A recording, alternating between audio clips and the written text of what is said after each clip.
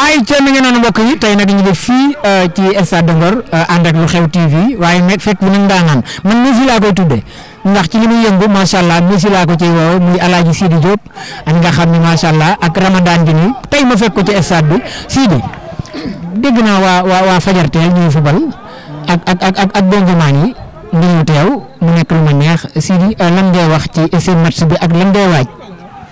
waaw doyen suma mag yi maa ngi lay nuyu maa ngi lay siyaare bu baax di nuyu aussi le monde entier di leen wax déwénati tout d'abord di baalu ñëpp àq te di ko baal ñëpp di sàqu ñëpp baal ñu ko di ñaan yàlla nañ ko fekkee at yu bari bari waa li nag concept bi ku ne xam ne dañu jëm ci bis bu mag muy Zénith le 29 juin donc ñu tuddee ko yoonu Zénith woo artistes yi nu mu tuddati ba ñëpp daal daanaka tournoi bi ñëpp a ngi ci influenceurs yi presse bi ñëpp ñu ngi ci biir donc def nañ première match ñun ak ñoom ñun ak ñan la woon sax suñu première match ñun ak presse bi donc man ma gagné leen Aba tamit njëkk na joué ak Ousmane Bongo gagné donc tey gis nga ñoom Ousmane ñoom ñooy joué ak waa Subatel man ci kanam man maa joué man ak sama frère Tarba Mbaye donc concept bi loolu la pour wane ni ñun ñëpp ñoo bokk ndey ñoo bokk bàyyi donc gunge bi ñu ma war a gunge Zénith fii lañ koy commencé jëm ak moom Paris incha allah loolu mooy concept bi.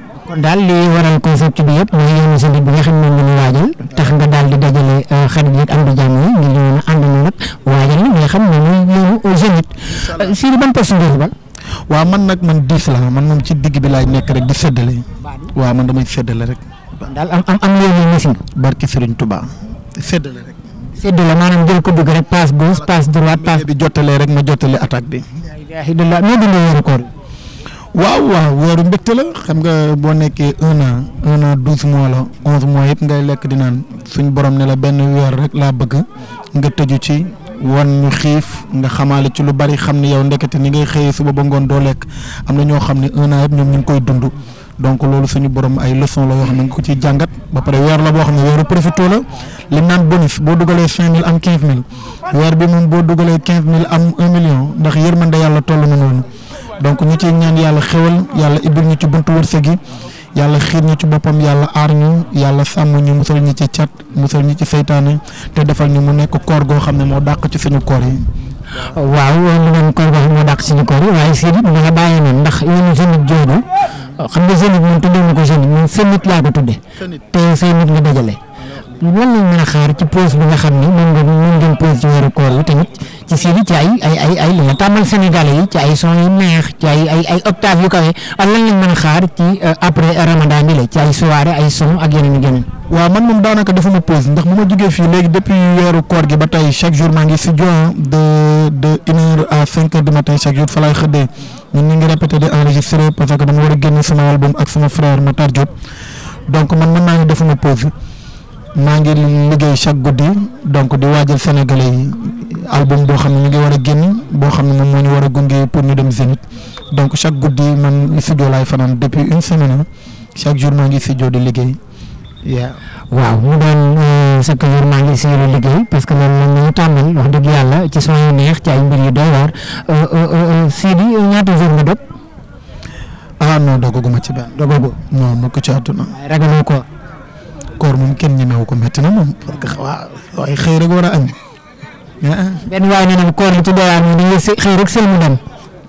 looloo ci métti bettoon naa fi benn musicien de man daal maa toog ba 14h jug di jàpp rek am ku ma bett mu defar café ak bonbon booy mu defar café ak bonbon man daal maa ne nii gis ko muy daaj mooy bonbon chocolat yooyu. mu dundal neex. ma ne ko mais ça va yow lan nga doyal lii. dugaloon naa ko effet Balla Gaye de gis ko dégg naan mais kii am na jom mi ngi nii de booy Saloum bi te loolu xam nga waa Ñambur duñ ko def.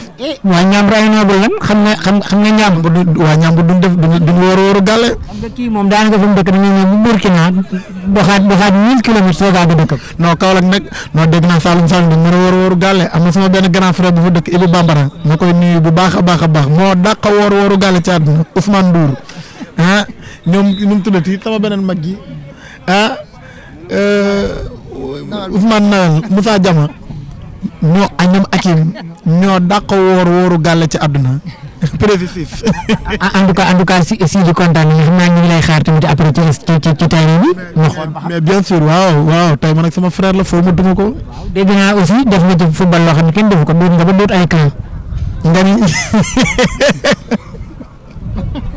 si li mu def léegi ñu fi defu ko ku doot camp ci Sidi laa ko gisee. gars yi wa salaam. jaa ngeen jëf. c'est bon oui ok c'est bon. alors salaamaaleykum mbokk internet ñoo ngi nuyu bu baax a baax ñoo ngi taxaw coach Taba wala jour Tarba bi. non Novane biscuit la jour bu blessé la gars yi ma xoo ma blessé ci premier match bi. Sidi moo la xombaadu. moo ma xoo. moo dama blessé ci premier match bi damaa ñëw rek gaañu. ñoo rek gaañu. mooy loolu. alors tey na nga gisee initiative bi.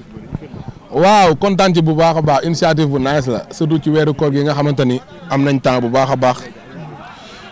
Subatel musique organisé benn tournoi tuddee ko yoonu Zénith invité ñu si yoon la tamit ñun ñu teew si parce que benn événement bu ñuy préparé le 29 juin foofu ca Paris di jànd ak sunu frère Sidi Diop label Subatel musique organisé ko te ku ne Subatel wax Matar ku ne Matar xam relation yi mu am ak Tarba Mbaye mu nekk sama mag nekk sama xarit mu yàgg trop ñu yàgg sekk teraanga lépp lu ma nekk rek. ànd na jeeg man te du xaar ma woo ko kon ñoom bu ñu defee li invité ma ci damay ñëw teew ànd ak sama gars yi ñu waxtaanee ko waaw loolu moo waral teew. xaar Tarba foofu sa Zénith le 29 juin. ah waaw mën nañ ma fa xaar bu baax a baax parce que sunu frère la fa Matar yóbbu xam nga te bu ko fa yóbboo culture sénégalaise lañ fay présenté war nañ ma fa xaar war nañ fa xaar artistes yëpp ndax ndam buñ fay am Sénégal ñoo koy bokk. di ci woo ñëpp ñu nekk ci diaspora bi ñu ñëw jàpp ci ndax doomu Sénégal mooy ñëw na ci ñëpp ñëw jàpp mu neex mu réussir.